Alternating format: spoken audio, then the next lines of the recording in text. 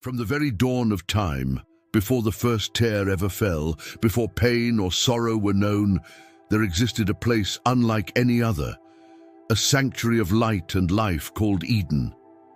Every breath in that garden was harmony, every color sang of joy, and every sound carried the rhythm of peace. Humanity walked hand in hand with its Creator, clothed not in garments but in glory, unashamed and unbroken.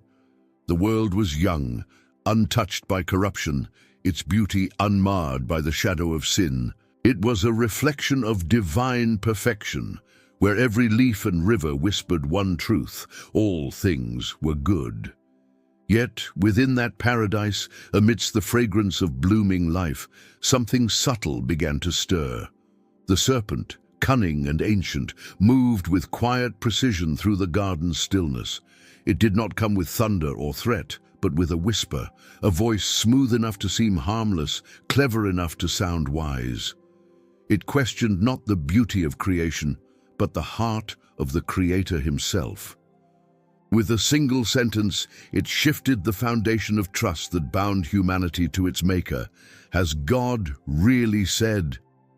Those words were not just a question, they were a seed, small yet capable of birthing ruin. Eve, whose heart had never known deceit, listened. Her innocence was not weakness, but it was untested, pure as light before it meets the shadow. The serpent's words were not open rebellion, but suggestion, not attack, but persuasion.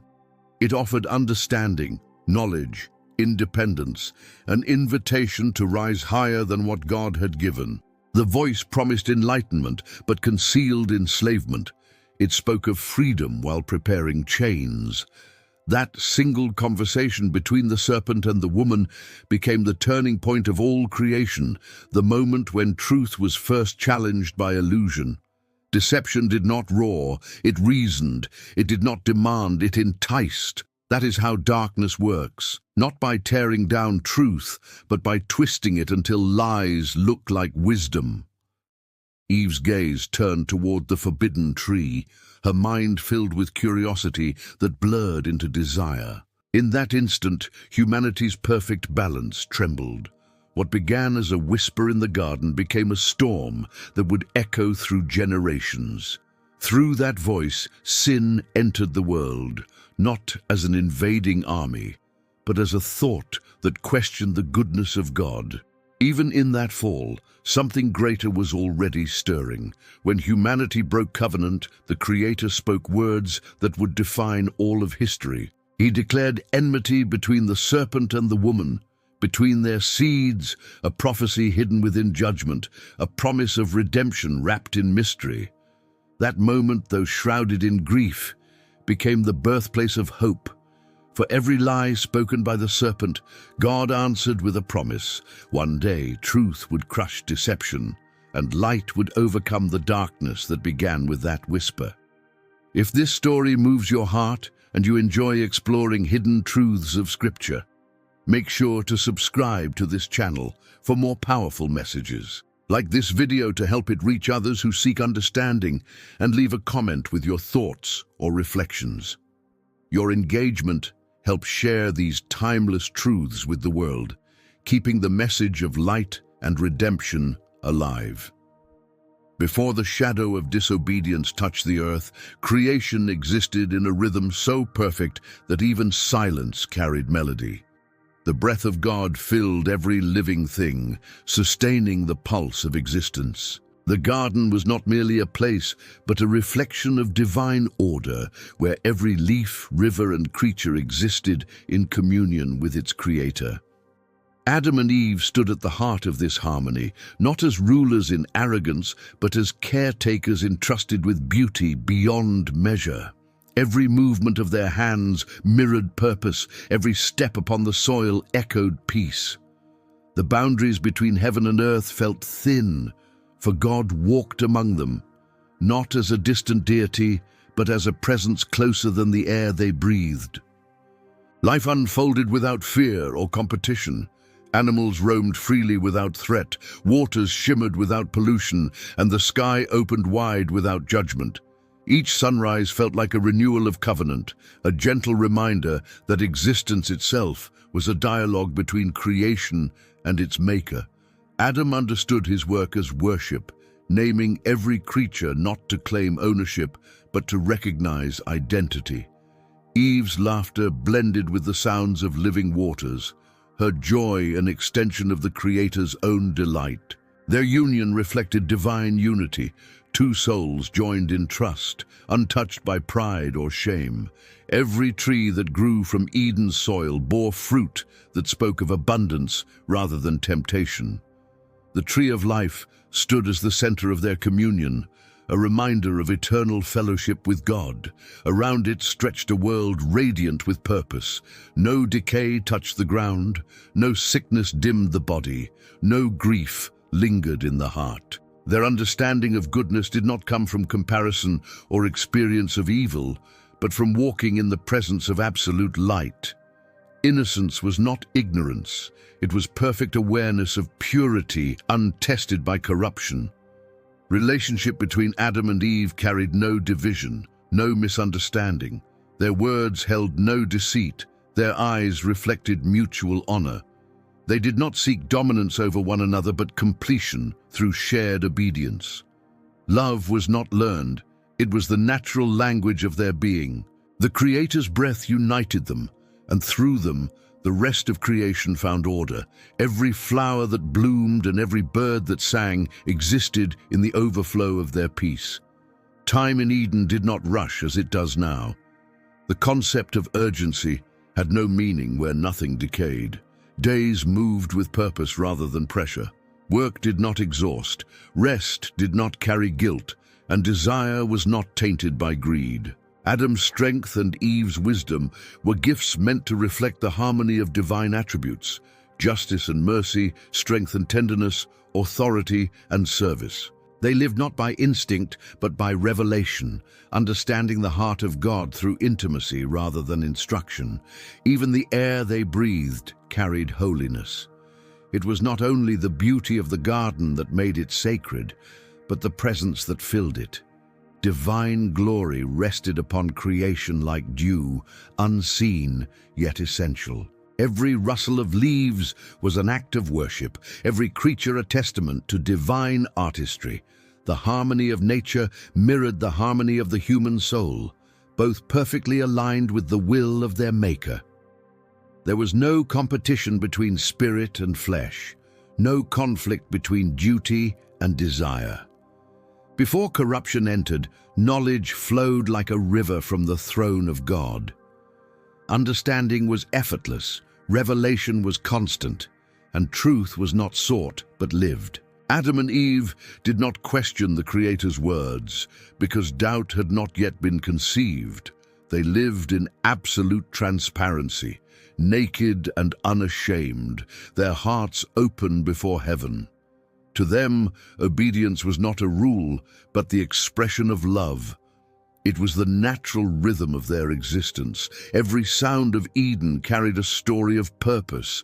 Winds whispered through the trees as if speaking secrets of eternity, and the soil beneath their feet responded to their touch with life. They knew nothing of pain or conflict, yet they possessed the strength to govern creation with wisdom beyond comprehension. Their dominion was not tyranny, but stewardship, guided by perfect communion. That perfection, however, carried one sacred boundary, a single command not to eat from the tree of knowledge of good and evil. It was not a restriction born of cruelty, but a protection woven in love. Obedience was the seal that kept harmony intact. As long as that command remained unbroken, creation would remain in divine order.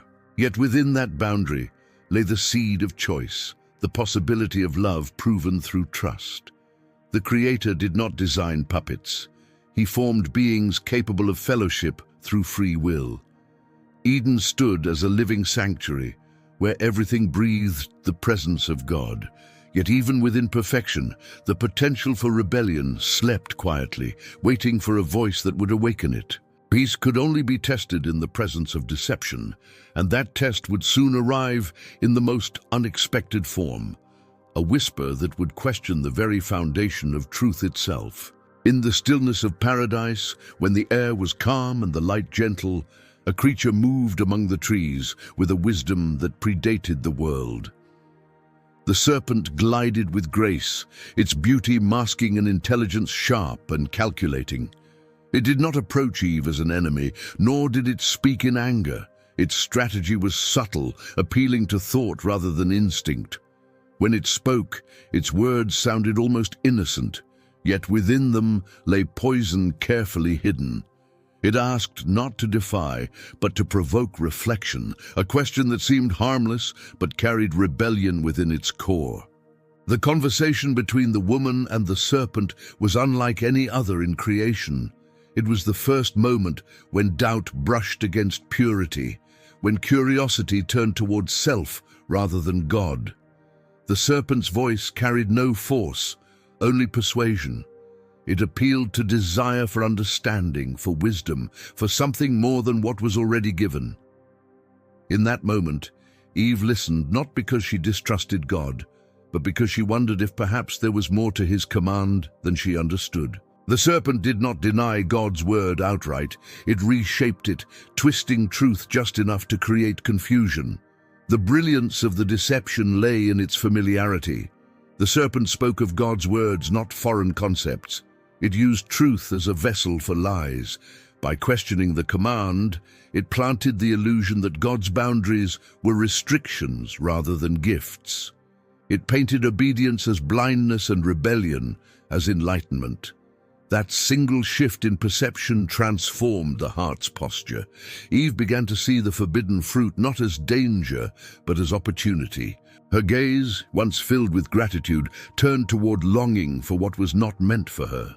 Evil did not storm Eden with fire or violence. It entered softly, through dialogue. The serpent knew that the human heart, even in innocence, could be swayed by the promise of more. By implying that God withheld something desirable, it sowed the first seed of pride, the belief that humanity could define good and evil without divine guidance. It did not tempt with hunger, but with ambition, not with fear, but with the allure of autonomy. Eve's thoughts began to shift. She saw the fruit differently now, its form glowing under the light that once symbolized holiness.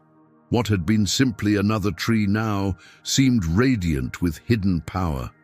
The serpent's words echoed in her mind, "You will not surely die." It was not a denial of truth, but a reinterpretation of consequence. Death, it implied, was not an end, but a transformation. Knowledge, it suggested, was worth the risk.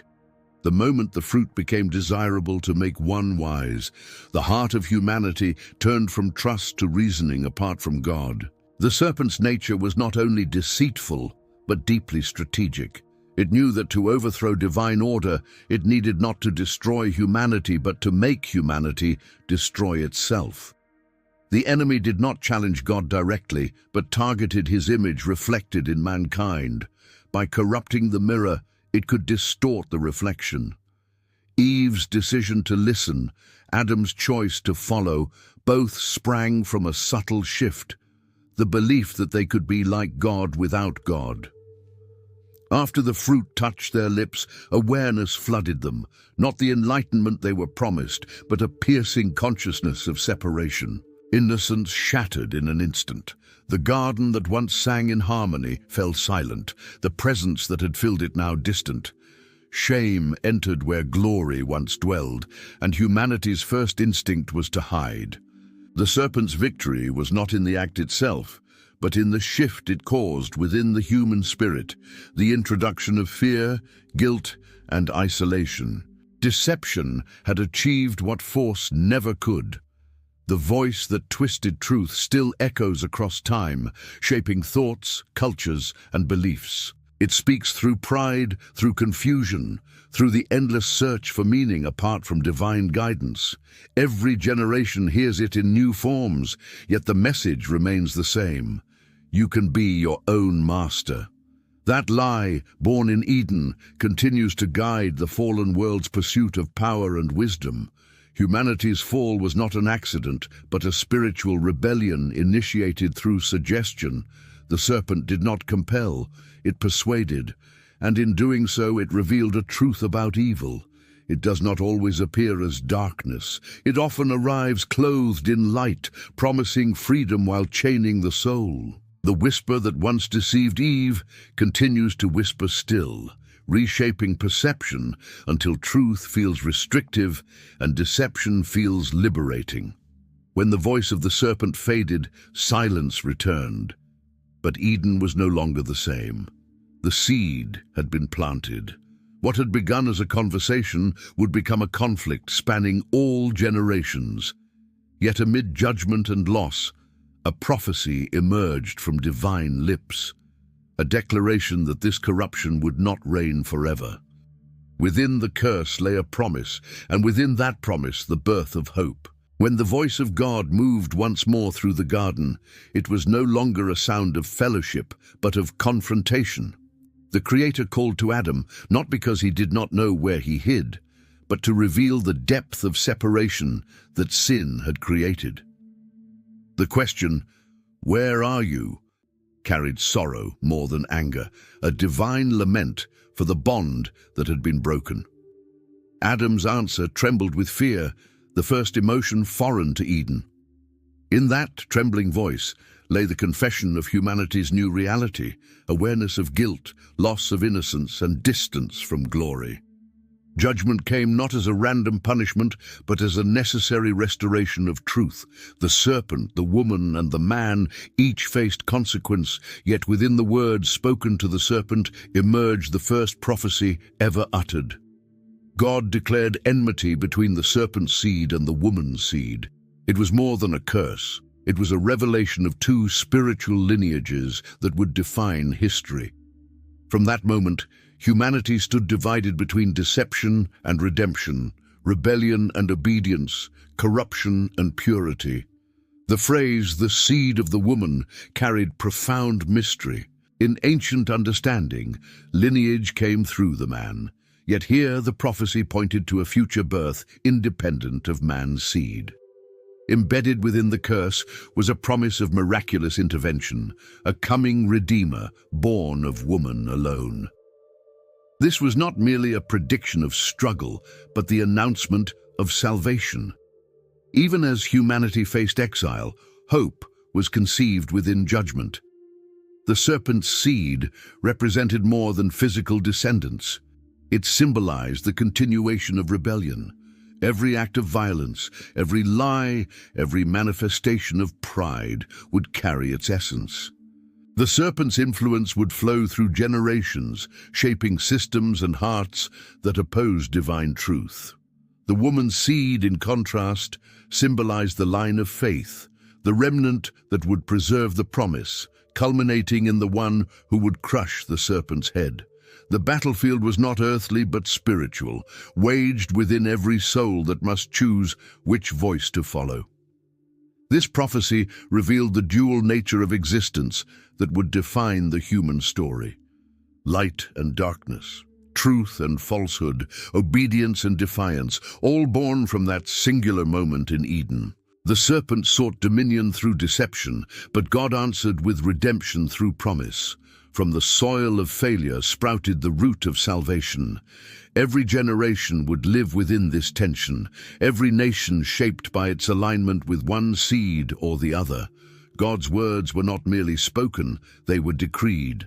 The serpent's humiliation would be eternal. It would crawl upon its belly, feeding on dust, a symbol of its defeat. Yet the greater blow was spiritual.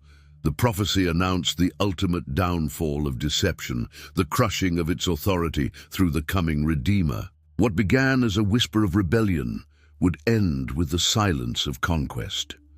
Humanity's exile from Eden was not abandonment, but mercy. To remain in paradise with a fallen nature would mean eternal separation. By driving them out, God began the process of redemption. Pain would enter childbirth, toil would burden the ground, and death would shadow every generation, yet within those struggles lay the pathway back to life. The serpent's seed would bruise the heel of the woman's seed, causing suffering, but the final wound would belong to evil itself, a crushing from which it would never recover. The prophecy, in Genesis 3:15, became the foundation of all divine revelation that followed. Every covenant, every law, every prophet, and every promise would trace its roots to this moment. It was the seed of prophecy that would grow through Scripture, pointing ever toward fulfillment. Even before the first altar was built or the first sacrifice made, the plan of redemption was set in motion. The serpent had gained a temporary victory, but heaven had already declared its defeat. History began to move under the weight of those divine words. Two lineages emerged, two destinies unfolding side by side, one driven by deception, the other sustained by faith. The serpent's descendants would seek to corrupt, enslave, and destroy, while the woman's seed would carry the light of promise through generations. Every story of Scripture, every conflict between righteousness and rebellion, would echo the prophecy spoken that day. From that moment, the war between the seeds became the invisible thread running through all creation. Every act of faith stood as defiance against the serpent's claim, every temptation as a reminder of the ancient lie. Yet through it all the promise endured, shining quietly in the midst of human failure. The serpent had unleashed death, but within that very curse, God had hidden life. A promise that one day, from the womb of a woman, deliverance would rise to crush the deceiver's reign forever. From the moment Adam and Eve stepped beyond the gates of Eden, the world began to feel the weight of their choice. The ground that once yielded fruit with joy now resisted with thorns, and labor, once an act of harmony, turned into toil. Yet the true curse did not rest in the soil or the sweat of the brow, but in the unseen corruption that entered the human heart. The whisper that deceived in the garden now echoed within humanity's thoughts, shaping desires, bending motives, and spreading through generations like an unseen current of darkness. Life outside paradise was no longer guided purely by communion with the Creator, but by the inner struggle between two natures, the memory of divine truth and the pull of rebellion. Cain and Abel became the first reflection of this unseen war. Abel's offering rose like incense, born from faith and reverence, while Cain's came without surrender, heavy with pride. When the Creator regarded Abel's sacrifice but not Cain's, jealousy flared like a spark meeting dry grass. It was not merely envy between brothers, but the manifestation of the serpent's seed, the desire to control what belongs to God. Cain's anger matured into violence, and his hands, formed to cultivate life, became the instruments of death. The first blood spilled upon the earth cried out to heaven, marking the soil with a voice that would echo through all history. Cain's rebellion revealed that sin was no longer external. It lived within man, crouching at the door of the heart, seeking to rule.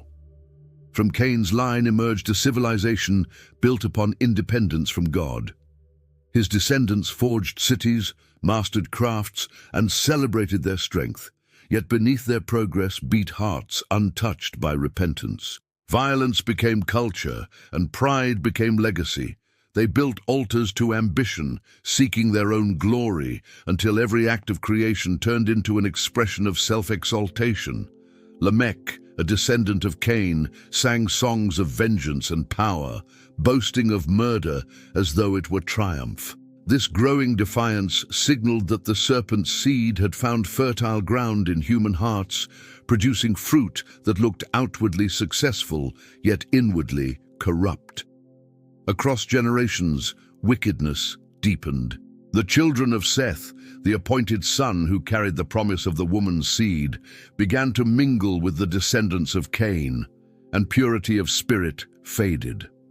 As hearts strayed further from righteousness, boundaries blurred between what was holy and what was profane. The world, once filled with divine light, grew thick with darkness. It was not simply moral decline, but spiritual contamination. a corruption that distorted the image of God within humanity. The serpent's influence no longer whispered. It roared through nations, through desires, through systems of power. When the earth reached a point where every thought of man was continually evil, divine sorrow filled the heavens. The Creator's heart grieved over what had become of his masterpiece. The harmony that once defined creation had turned into chaos. Humanity had exchanged intimacy for independence, truth for invention. Even nature itself groaned under the weight of corruption, its cycles tainted by the sin that radiated from mankind's rebellion. The serpent's seed had matured, producing generations who lived not for worship, but for domination. Yet amidst the ruin stood Noah, a man whose faith cut through the noise of corruption. His obedience became a living symbol of the woman's seed, preservation through faith. While the world mocked his devotion, Noah built an ark according to divine instruction, an act that defied the prevailing culture of unbelief. Through him, the Creator preserved a remnant of righteousness, proving that light could still survive in overwhelming darkness. The flood that followed was not merely punishment, but purification, a cleansing of the earth from the spread of corruption. After the waters receded, humanity received a second chance. The covenant with Noah marked the renewal of creation, yet even this fresh beginning carried the residue of fallen nature. The serpent's influence, though drowned in the flood, remained in the heart. Nimrod arose generations later, a figure of immense power and defiance, leading people to build a tower reaching toward heaven. It was not architecture that angered God, but arrogance, the attempt to reach divinity through human effort. This spirit of rebellion mirrored the serpent's ancient desire to ascend above the throne of God. From that point forward, the serpent's seed became more subtle. It worked through kingdoms, ideologies, and desires. Empires rose, each reflecting the same defiance born in Eden. Kings proclaimed themselves divine. Nations worshipped idols shaped from their own hands, and knowledge, once meant to glorify the Creator, was turned into a tool of control. Humanity had learned to polish rebellion, to crown pride with philosophy, to dress deception in beauty. Yet through every age, the promise of the woman's seed endured, hidden in the faithful, waiting for the moment of fulfillment. Even as corruption spread, the divine pattern remained unbroken. The serpent's seed could corrupt, but it could not create. Every act of darkness carried within it the proof of its limitation. It could twist truth, but never originate it. The Creator continued to weave his plan of redemption through chosen vessels, reminding the world that no corruption could silence his promise. The bloodline of the serpent might dominate the earth, but the bloodline of faith continued to carry the whisper of hope. From Cain's jealousy to Babel's pride, humanity's rebellion told one story, the struggle of two seeds born in Eden. One sought domination through deception, the other redemption through surrender. As history unfolded, that ancient prophecy continued to guide destiny, and even as the serpent's influence deepened, the thread of salvation remained unbroken, preserved by divine hands for a purpose that would yet be revealed. Through generations marked by failure, divine purpose remained alive, concealed within chosen hearts that refused to bow to corruption. When humanity turned from truth, the Creator called forth individuals who would preserve his promise. Seth's line carried the covenant through faith, and though the world wandered into idolatry, God's plan never faltered. The serpent's seed had spread widely, but so had the seed of promise, quietly passing through families who still walked with heaven's light. The divine narrative continued unseen by most, unfolding through names written not on monuments, but in faith's remembrance. From the lineage of Noah came Abraham, a man called to leave his land, his kin, and the idols of his ancestors. His journey began not with conquest, but with obedience. When he heard the voice of God, he responded with trust, stepping into an unknown future guided only by promise. Through him, the covenant deepened. He was told that his descendants would be as countless as the stars, and through his line, all nations would be blessed. This declaration did not merely speak of physical descendants, but pointed forward to the fulfillment of the woman's seed, the Redeemer through whom all creation would find restoration. Abraham's faith was tested beyond measure. He waited decades for the child of promise, Isaac, who would continue the covenant. When asked to offer that very son on the altar, Abraham's obedience reached its highest form. Yet divine mercy intervened, providing a substitute sacrifice, foreshadowing the ultimate act of redemption when another son would be offered to reconcile mankind. The thread of the promise became clearer, woven through obedience, sacrifice, and divine provision. Isaac passed the blessing to Jacob, who wrestled with God and emerged transformed. His name changed to Israel, meaning one who struggles with God. Through his 12 sons, the nation that would carry divine revelation into the world was born. Among them, Judah's lineage received a unique prophecy, a scepter that would not depart from his house until the one to whom it belonged would come. Hidden in those words was the promise of a coming king, whose reign would transcend all others, a ruler who would crush oppression not through power but through righteousness. Generations unfolded through slavery, wilderness, and conquest, yet the covenant never faded. Even in Egypt, under the weight of oppression, the seed of promise remained alive. Moses emerged as a deliverer, leading the people from bondage and establishing the law, a reflection of divine order meant to preserve purity among a corrupted world. Every commandment, every ritual sacrifice pointed forward to something greater, a fulfillment yet unseen. The serpent's seed resisted through Pharaoh's hardened heart, but divine power prevailed, showing that darkness could not hold captive what God had chosen to free. In the wilderness, Israel's faith wavered, yet the covenant persisted through divine patience. Prophets arose, each speaking of a coming Redeemer. Through David, the promise took shape as royal prophecy. From his throne, God declared that his lineage would endure forever. Yet the fulfillment was not earthly monarchy, but spiritual kingship. The woman's seed would arise through David's house, not to rule through might, but to reconcile creation through mercy. The serpent's seed sought to corrupt even this promise, twisting the hearts of kings into pride and idolatry, yet the covenant endured. Through centuries of exile, war, and silence, the promise remained hidden like a seed buried deep in the soil. Prophets such as Isaiah and Micah spoke of a virgin who would conceive, of a child called Emmanuel, God with us.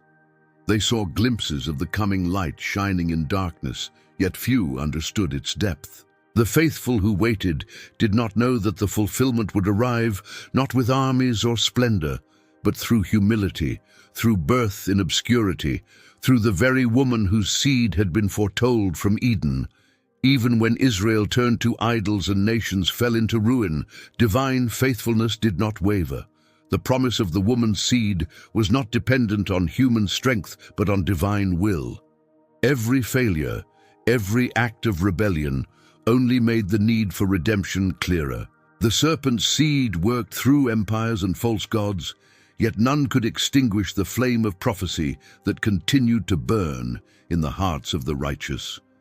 From generation to generation, the divine thread remained unbroken. It moved silently through the line of faith, through trials and victories, until the appointed time approached. The promise that began as a whisper in Eden had become the heartbeat of history. Every covenant, every prophet, every act of deliverance pointed toward one moment when heaven would step into flesh, when the seed of the woman would confront the serpent's power once more. As the world grew darker, divine light prepared to dawn. The bloodline of promise carried within it the destiny of redemption, and though the serpent's seed had corrupted kings and kingdoms, it could not prevent the birth of salvation. The stage was set for the eternal conflict to reach its most visible form, a confrontation not only in heaven or history, but within every human soul, where light and darkness still contend for rule. Across centuries, the prophecy spoken in Eden unfolded as a conflict that shaped the destiny of nations and individuals alike. From the moment the serpent heard of its defeat, it sought to destroy the promised line. Every generation bore witness to this invisible struggle between faith and rebellion, between those who walked in truth and those who served deception. It was not a war fought with armies alone, but one that moved through hearts, ideologies, and choices, manifesting in every age as a battle between divine purpose and human corruption. Egypt became the first great battleground of this spiritual war. Pharaoh's decree to slaughter the Hebrew infants was more than a political act. It was an attempt to erase the seed of promise. Yet divine intervention preserved Moses, hidden in a basket among reeds, destined to become the instrument of deliverance. Through him, God revealed that no earthly power could silence his plan. Every plague that struck Egypt, every sign of judgment, was a declaration that the serpent's dominion had limits. Even the Red Sea's parting testified that when darkness seeks to consume, divine light opens a path through impossibility. As centuries passed, the serpent's tactics evolved. Israel, once delivered, became entangled again in idolatry and compromise. The enemy could not destroy them by force, so he corrupted them from within. False prophets rose, kings fell into pride, and nations that carried the promise began to mirror the world they were meant to redeem. Yet even through failure, the divine hand continued to move. Prophets like Elijah and Jeremiah stood as voices of resistance, calling the people back to truth when deception grew thick as fog. Their courage revealed that the serpent's seed thrives only where truth is silenced. The pattern repeated across generations. Every attempt to annihilate or corrupt the line of faith only served to strengthen it. When the serpent sought to erase Israel through exile, prophets carried promises into foreign lands. When hope seemed extinguished, visions of restoration ignited hearts again. The seed of the woman remained indestructible, hidden within those who refused to bow to lies. This war was not defined by visible victories, but by endurance, the unyielding persistence of divine truth in the midst of overwhelming darkness. Empires rose like mountains and fell like dust. Babylon, Persia, Greece, and Rome each carried the mark of the serpent's ambition, control, pride, and the worship of power. Yet within each, the divine promise continued to flicker, sometimes through captives who prayed in silence, sometimes through prophets who declared hope before kings. Every empire that exalted itself above God eventually crumbled, for the prophecy declared that the serpent's reign would never stand forever. When Herod rose to power under Roman rule, the serpent's fury intensified. He ordered the massacre of infants in Bethlehem, echoing Pharaoh's cruelty, seeking again to eliminate the promised Redeemer before his mission began. The enemy's hatred revealed recognition. He understood the prophecy was near fulfillment. Every scheme, every act of violence became proof that the serpent's seed feared its foretold defeat. Throughout history, light and darkness clashed not only in nations but in individuals. Every soul became a microcosm of this ancient war. Pride and humility, faith and doubt, purity and corruption. Each heart reflected the same tension first revealed in Eden. The serpent's whisper continued, adapting to language and culture, urging self-exaltation, independence, and disbelief. Yet within every age, divine truth raised voices to answer that whisper, calling humanity back to its origin, to the fellowship it had lost but could regain. Prophets foretold the coming of one who would embody the woman's seed, the one who would carry the fullness of truth and crush the serpent's authority. His coming would not resemble the conquests of kings or the ambitions of empires. He would arrive quietly, clothed in humility, yet carry power that no darkness could overcome. The serpent's seed, entrenched in the world's systems, would gather against him, seeking once more to silence the light through violence and deceit. But the prophecy had already spoken. The conflict would reach its peak not in the destruction of light, but in its ultimate revelation. Even now, the same battle continues within the human heart. The serpent's seed whispers through doubt, pride, and fear, while the woman's seed speaks through conviction, faith, and love. Each choice between truth and deception continues the ancient struggle, shaping destiny one soul at a time. History, though written in empires and wars, is truly the record of this unseen war, the unending collision between rebellion and redemption. The promise that began in Eden still echoes, reminding creation that darkness cannot extinguish light. Every act of faith becomes an act of warfare against deception, every prayer a declaration of allegiance to truth.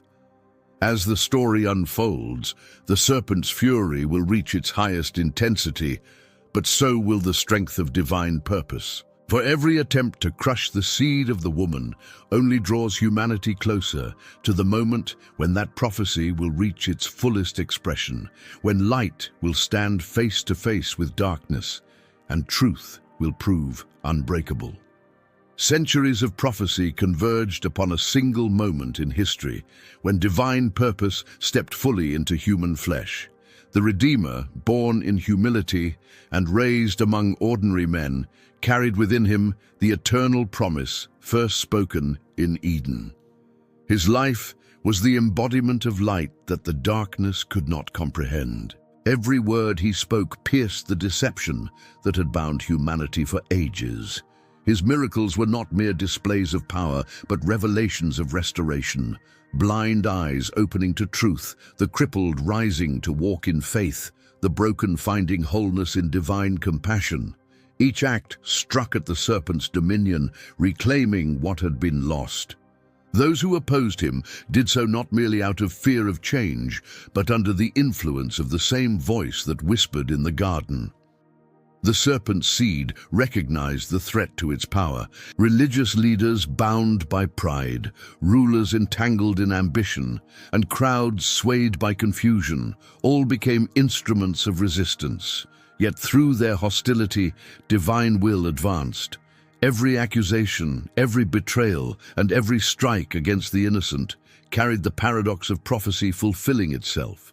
The serpent believed it was tightening the noose around the Son of Man, yet it was weaving the very trap that would lead to its defeat.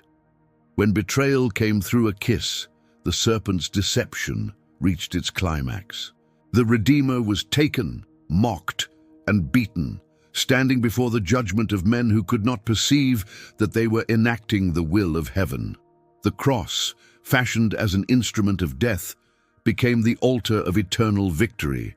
Nails that pierced his hands and feet bound not just flesh, but the curse that had enslaved humanity since Eden.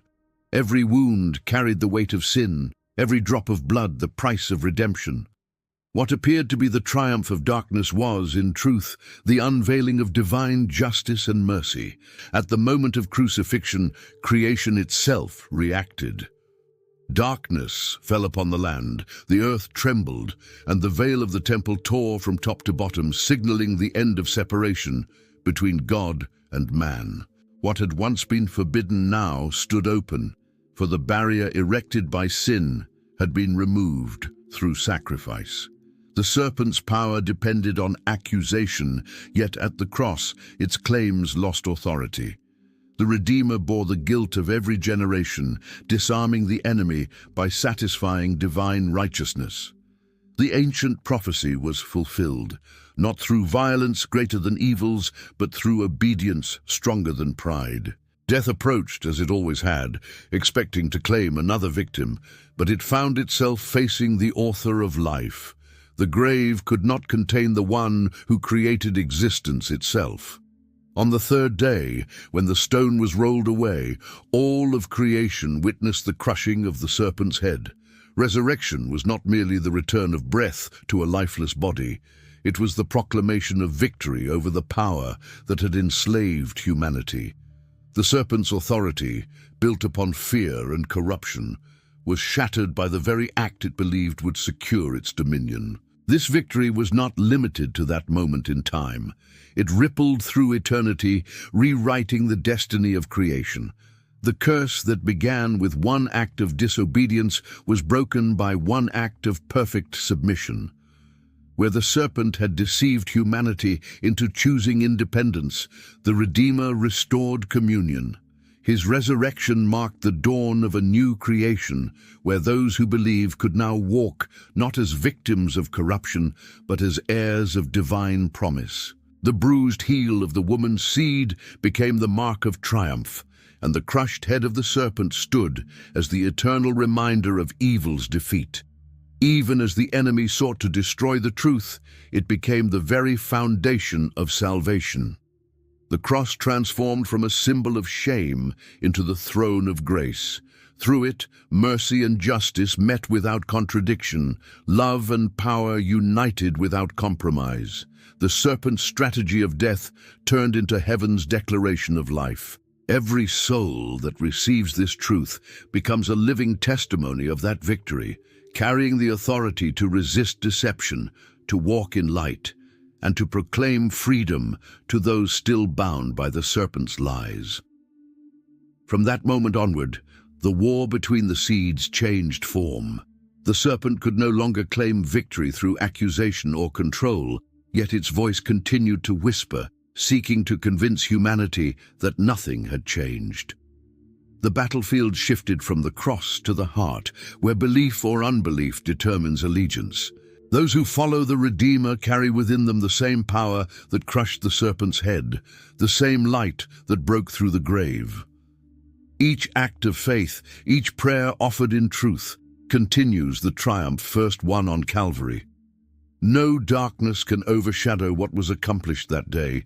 The serpent's power was not simply diminished, it was rendered powerless over those who walk in divine truth. Though the world still wrestles with corruption, the outcome of the battle was sealed.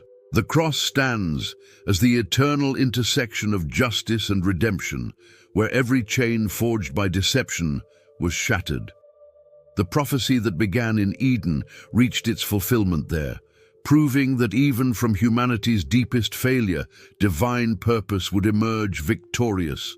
Every generation since that moment stands beneath the shadow of that victory. The serpent's whispers persist, but the truth resounds louder. The seed of the woman has triumphed. The Redeemer's scars are the eternal proof that the serpent's head has been crushed and that life has conquered death. The prophecy of Genesis was not merely spoken. It was lived, fulfilled, and sealed forever in blood, that speaks of restoration stronger than the curse that once ruled mankind. From the beginning of human history to the digital age, the serpent's voice has never fallen silent. Though its head was crushed at the cross, its influence continues to slither through ideologies, systems, and hearts that have not yet embraced truth. Deception no longer wears the skin of a serpent. It now cloaks itself in progress, tolerance, and enlightenment. The same question that once whispered in Eden now echoes through every form of culture and thought. Has God really said?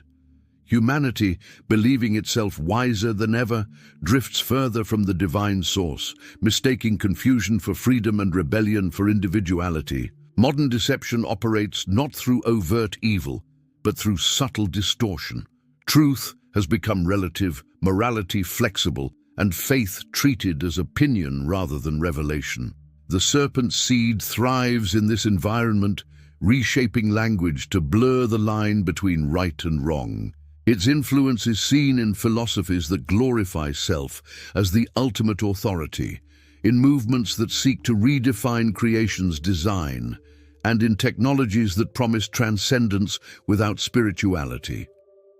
The garden has become global, but the deception remains the same, the desire to be as gods without the presence of God. Power structures and institutions reflect this spiritual decay. Governments pursue dominance under the guise of unity, economies trade integrity for gain, and entertainment celebrates what was once shameful. The serpent's seed no longer needs to hide behind altars of stone. It operates through the screens and voices that shape human perception. By controlling what people see, hear, and believe, deception molds generations into its image, replacing faith with cynicism and conviction with confusion. The serpent's kingdom has become digital, psychological, and cultural, far more pervasive than its ancient form. The church, once the living witness of truth, faces its own test within this atmosphere. The serpent's whisper infiltrates even places meant for worship, twisting grace into permission, holiness into irrelevance, and faith into spectacle. False teachers arise, preaching comfort without repentance, offering spiritual experience without transformation. The line between divine truth and human philosophy blurs, and many who seek light unknowingly drink from streams poisoned with pride. This subtle corruption fulfills the prophecy that deception would increase as knowledge expands, proving that the serpent's seed continues to evolve with human advancement. Yet amid the noise, the true seed of the woman remains alive. Those who walk in discernment recognize that this battle is not against people, but against spiritual forces that manipulate hearts. Awareness is the first act of warfare. Every believer who chooses truth over convenience resists the serpent's influence. Every act of humility silences pride's voice. Every prayer spoken in sincerity becomes a strike against deception. The cross that once crushed the serpent's head continues to empower those who live by its light. Deception today thrives in distraction. The serpent's greatest weapon is not violence but busyness, keeping humanity too preoccupied to reflect, too entertained to question, too self-focused to seek truth. People chase after endless satisfaction, filling their souls with noise that drowns the still small voice of conviction. In this way, the serpent's strategy remains unchanged: to replace revelation with imitation, to fill the heart with substitutes for divine presence. False light continues to attract those longing for meaning. New ideologies promise liberation, yet they lead to deeper bondage. Even spirituality itself becomes commercialized, detached from holiness, turned into a product rather than a path. The serpent's seed flourishes wherever truth is diluted and worship becomes self-centered. Humanity's fascination with self-perfection mirrors the original temptation. You shall be like God. Every philosophy that removes the Creator from the center of existence revives that ancient lie. Those who seek truth must therefore anchor their hearts in the revelation of the Redeemer. Faith is no longer optional. It is the only safeguard against deception. The Spirit of truth, promised to believers, exposes lies not through argument, but through illumination. When the heart remains surrendered, discernment grows sharper, and the serpent's schemes lose their subtlety. The battle is no longer external but internal, fought in the hidden places of thought, desire, and motive. Even as darkness grows bolder, divine light grows brighter. The serpent's influence cannot silence the voice of truth. It can only challenge it. Every generation witnesses both the height of deception and the rise of those who refuse to bow. The prophecy of enmity between the seeds continues to unfold, not in ancient fields, but in the arenas of modern life, in classrooms, governments, families, and personal choices. The same battle that began in Eden still shapes the soul of humanity. Victory remains assured, for the serpent's head has already been crushed. What remains is the task of revelation, to awaken hearts to the reality of that triumph. The deception of this age may appear sophisticated, clothed in science, culture, and ideology, but it still serves the same rebellion. Each act of faith continues to echo the original prophecy, declaring that light still reigns, truth still stands, and the serpent's dominion remains broken beneath the feet of the Redeemer's people. Through every age, the promise that began in Eden has moved steadily toward fulfillment. What was once veiled in mystery now stands revealed through the full arc of redemption. History, scarred by rebellion and war, by corruption and pride, has been a long testimony of the conflict between the seeds. Yet even in its darkest moments, the divine purpose has never faltered. Every failure, every act of defiance, every rise and fall of nations has only led closer to the restoration declared from the beginning. The seed of the woman, having crushed the serpent's head, continues to work within creation, drawing all things back to harmony with their Maker.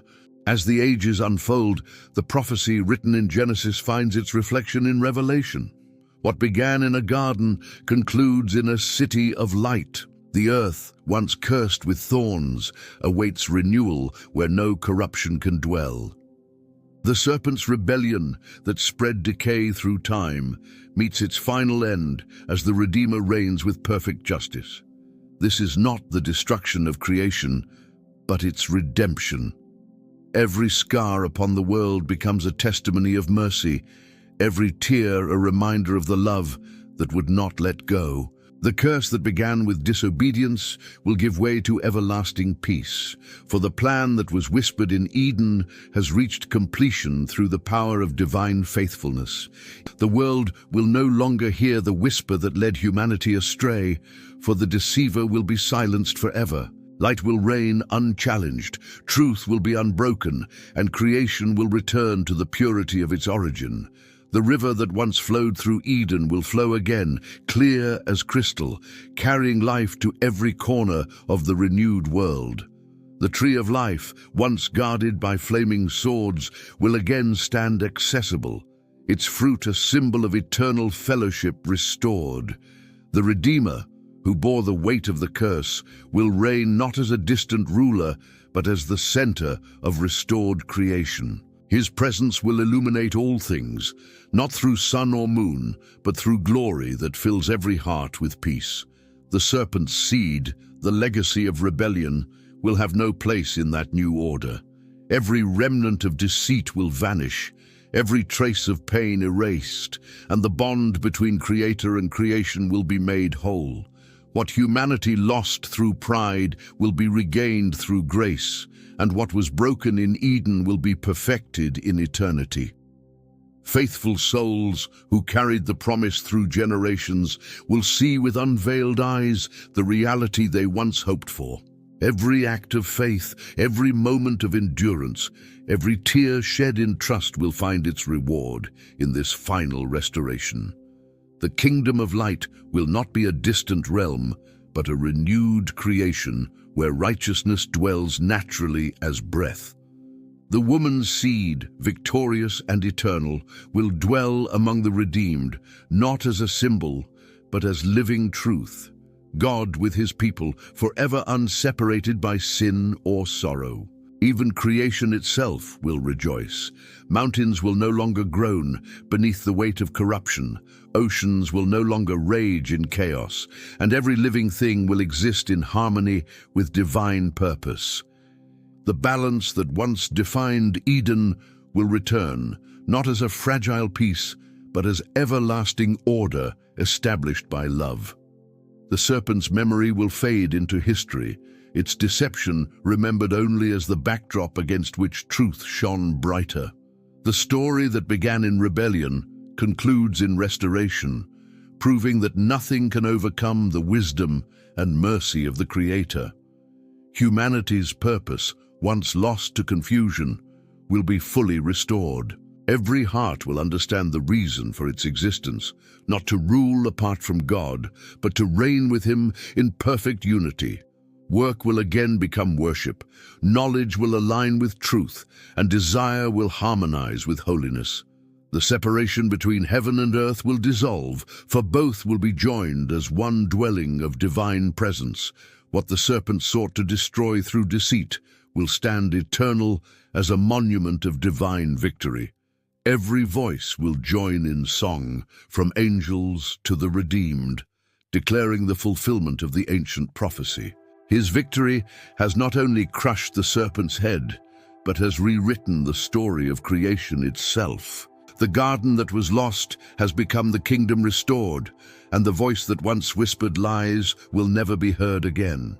In this perfect unity, the story of the two seeds finds its resolution, not through destruction, but through renewal, not through vengeance, but through everlasting peace.